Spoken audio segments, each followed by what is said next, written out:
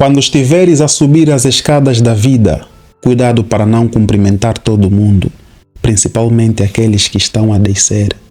Eles podem tentar convencer-te de que lá em cima não há nada, quando na verdade já não têm forças para alcançar o topo.